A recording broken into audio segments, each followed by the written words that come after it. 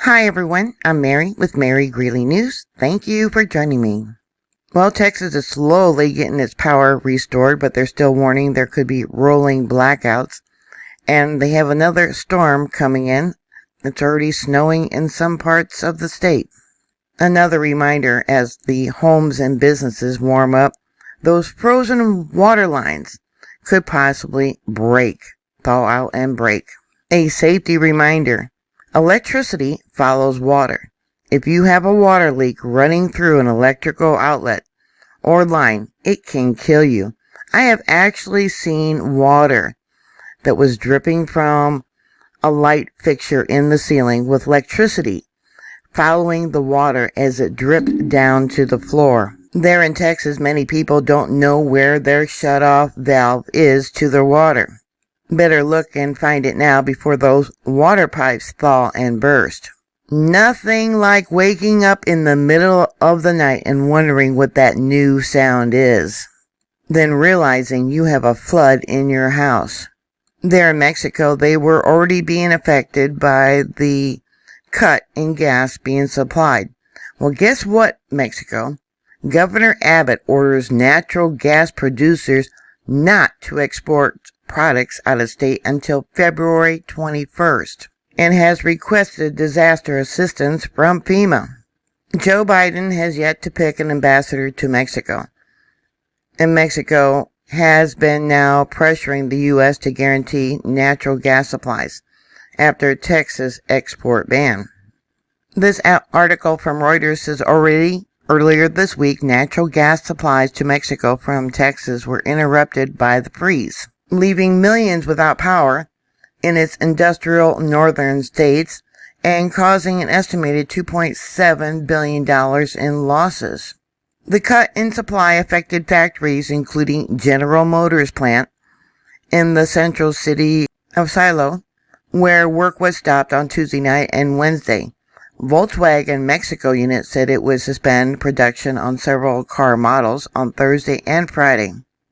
Here's an example of a poorly installed water pipe that was in the ceiling of this home and not in the cement foundation. There's an article about if your water pipes burst, here's what to do next. The man in this news article did not know where his shutoff valve was. Yeah, all the installation, that fiberglass, the water, yeah, a lot of damage. Yep, and more deadly storms are going to arrive. Here's a copper pipe that froze and burst after it started to thaw. It says here, U.S. needs to brace itself for more deadly storms, experts say.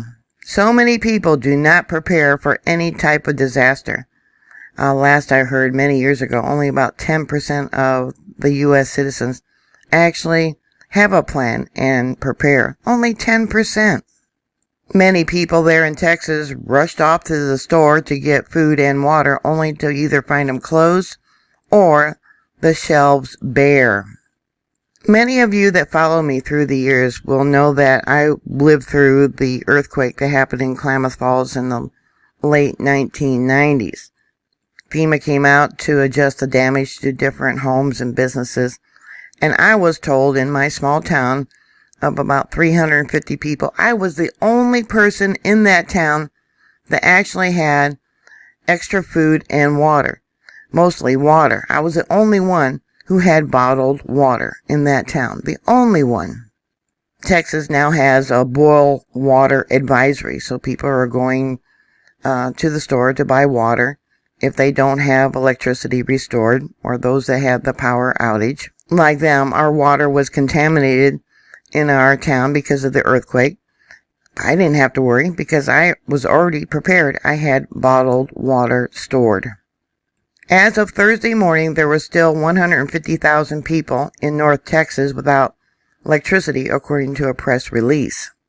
The remaining outages are a result from damage from Wednesday's winter storm damage that could not be identified until equipment was re-energized. At 3 p.m. local time today, Governor Abbott is going to provide an update on the state's response to the winter weather and power outage. There's actually a call now for out-of-state plumbers. In this article here, it says, hitting everyone, North Texas Plumer says he received 2,200 calls in just 24 hours. Thousands of broken water pipes reported in Austin. Austin Fire Department said Cruz can't keep up and they're telling people, don't call us anymore. I was watching the live feed, the live news broadcasts with ERCOT representatives. Evidently, they pulled the page to its website for board members. It was pulled because of threats that they were receiving. They said it will be restored next week. ERCOT said they were not responsible for weatherization of equipment. Supposedly, the controlled outages are over, but they said there's still going to be controlled outages. ERCOT said controlled outages are over. Well, then they said it was up to the local municipalities. There'll probably still be rolling power outages. Power can be restored across Texas. This does not mean that everyone will get power right away. Those electric companies plan to restore power slowly and in sections. In the live interview, they said that wellheads for gas coming up out of the ground also froze and stopped sending gas through the lines. They were not weatherized. Yes, about half of the wind turbines stopped working. They froze up. They were not weatherized either. As of this morning's interview, they said that 16,000 megawatts of wind turbines are still not working in Texas because of freezing. And that was as of 10:42 a.m. today, Thursday, February 18th, 2021. Majority of the homes there in Texas and apartments and businesses are not insulated. I was thinking if you insulate your homes when they're built, or maybe even later when you're doing remodeling, you prevent the cold and heat from impacting your house. Yeah, that will save you on energy bills. People think, well, it's always warm enough here. I don't need to worry about the cold and insulate my home. Well, what about the cold air that your air conditioner is producing being lost through windows, door frames, and roof? Same thing. Reminds me of when my kids were younger. I used to always tell them, close the door. I'm not cooling the outside also. Yep, they figured there was no need to weatherize their equipment. Trust them. A reply from my Twitter post said, global warming was going to eliminate this need. Right. The National Weather Service forecast another major winter storm for the south central plains to the mid-Atlantic through Friday. Snowfall of over 4 inches from Oklahoma to the mid-Atlantic. Potential 8 inches or more in Pennsylvania. And significant freezing rain also likely from Texas to Tennessee, North Carolina, and Virginia. Freezing rain can bring down power lines. It can bring down tree branches that fall on power lines. I guess 2 mayors there in Texas resigned after seemingly telling residents to fend for themselves in a Facebook post amid a deadly and record-breaking winter storm that left much of the state without power Tuesday. I always told you, you just can't depend on mama or daddy government to come to your rescue. And this one mayor that ended up resigning told people that they had to fend for themselves and that only the strong were going to survive. South David's healthcare system had to transfer patients, evidently. When you don't have power pumping the water, sewage treatment plants, or water to your home, you're not going to have water going to even this hospital. According to St. David's Healthcare, the South Austin Medical Center's Incident Command Team was distributing water and jugs of water to patients and employees for drinking and hand washing. They couldn't even flush the toilet. The hospital was also losing heat because water feeds the facility's boiler, which heated the building. During that live interview with ERCOT employees, they said that rolling outages was still expected in Texas as power comes back on. And I guess Senator Ted Cruz was caught leaving the country, leaving Texas, going to Cancun with his family. He's expected to return to Texas immediately. When that is, I don't know. Yep, it says here, well, Senator Cruz is flying to Cancun while millions of Texans do not have electricity. There he is at the airport, and there was other photos of him on the plane. And that was also reported by KXAN.com. I guess he didn't want to give up his airline tickets or the reservations that he made. He said that this vacation with his family was already planned. There's no regulation that the ERCOT board members must live in Texas. 5 of them don't live in Texas. 1 lives in Canada. And I heard that another one lives in Germany. Now, I don't know if that's true about Germany, but that's what I heard. Frustration boiled over as utilities scrambled to try and restore power to those who still don't have any. As officials pointed fingers, Texas didn't weatherproof any of its power generating facilities or pipeline, despite being hit by a similar freeze a decade ago. I guess that was in 2011. And this weather is going to affect the rest of the country. The Texas Tribune reported that Texas food pantries are running out of supplies, and the freeze has wiped out substantial portions of the state's citrus and vegetable crops. In hard-hit areas, there was no water to boil because the taps were dry. Almost half of the state's 254 counties were experiencing water woes. A boil water order was issued for all of Houston and dozens of cities, among them Austin, where CBS affiliate KEYE TV reports a citywide boil notice was issued due to power loss at Austin's largest water treatment facility.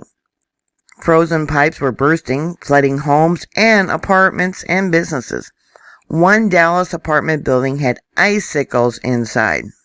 So many burst pipes that Texas governor has asked for help from out-of-state plumbers. A North Texan plumber told CBS Dallas his company had gotten 2,200 calls in 24 hours.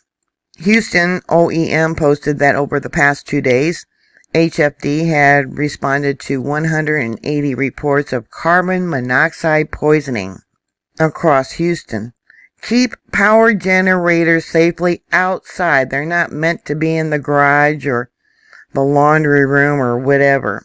And learn the signs of carbon monoxide poisoning. 180 reports of carbon monoxide poisoning. How many of those poor people, children, pets died? Now, 2 hours ago it was reported hundreds of thousands of people still without power in Texas as a new storm hits. Fewer than 600,000 homes and businesses still have no electricity. But frigid temperatures may have bottomed out, the Weather Emergency Company said. And I'll give you a link to this article. We're supposed to learn from things that happened to us, learn from the past. What they didn't learn from 2011. Here it says, while millions of Texas homes face rolling blackouts, experience kept one city lights on. That evidently was El Paso, Texas. And then a little humor. Family builds a snowman to put a smile on the mail carrier's face in extreme temperature. There's the mailbox. I thought that was so cute. That was in Missouri. Some other tips from krcgtv.com about how to keep warm and safe during frigid weather. Keep those space heaters at least 3 feet away from all combustible type of material. Bedding, curtains, blankets, chairs, couches, etc. Yeah, I wonder if even 10% of the population is still prepared for some sort of disaster. They're saying 26 people died from this weather they had there in Texas. If you were prepared, there would be no reason to travel outside to get food or water or anything like that. You could have stayed off the roads and at home, safe. Someone online asked me if I'm prepared, and I go, oh yeah, I'm prepared. Many years ago, I bought a backup generator. It's still in the box. I've never had to use it. The worst thought is all 6 grandkids, their parents and pets crowded into my dinky 1-bedroom apartment. She asked if I had water and if I had cash on hand. I have both. I also have vodka that I have saved in case we're ever invaded by Russia to trade with the Russian soldiers. But if I had that many people in my dinky apartment keeping warm because I had the only backup power generator, I would probably be breaking out the vodka. So what are your thoughts? Put your comments down below. Thank you for watching. Please stay safe. Take this as an opportunity, a wake-up call to be prepared for any type of disaster. Please stay safe, and I'll talk to you later. God bless you all. Bye.